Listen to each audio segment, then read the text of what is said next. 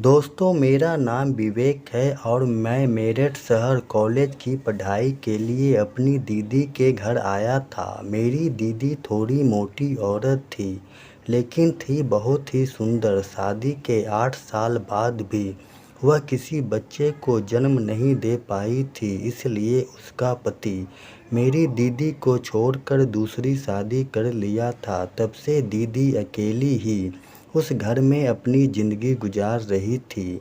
तलाक के बाद दीदी की सरकारी नौकरी लग गई थी, लेकिन उसने दूसरी शादी करने से मना कर दिया था। मुझे हर रोज़ रात को खाना खाने के बाद थोड़ी सी भांग खाने की आदत थी। इससे मुझे बड़ी अच्छी नींद आती थी। एक रोज़ मैंने कुछ ज़्यादा ही डोज ले लिया था। इस कारण मुझे नींद नहीं आ रही थी। मैं मोबाइल पर फिल्म देख रहा था। अचानक से मुझे कुछ होने लगा। मन खुरापाती हो गया।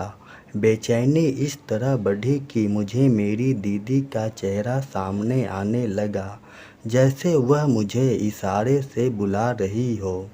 मैं मन में ख्याली पुलाव पकाने लगा। इस कारण मुझे बाथरूम जाने की सोचने लगा। सोचा 61-62 कर चला आऊँगा, लेकिन किस्मत में कुछ और ही लिखा था। जैसे ही मैं कमरे से बाहर निकला तो मेरी नज़र दीदी पर पड़ी।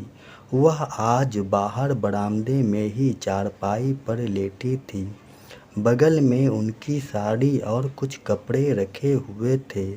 उस वक्त मुझे कुछ समझ नहीं आया। अंधेरा होने के कारण बाथरूम जाने की बजाय मैं वहीं जाकर लेट गया। मेरी आहट से उनकी नींद खुल चुकी थी, लेकिन वह कुछ बोल नहीं रही थी। शायद उन्हें कोई एतराज ना था मेरी इस बात पर। अब दीदी भी थोड़ा हिलने डुलने लगी थी।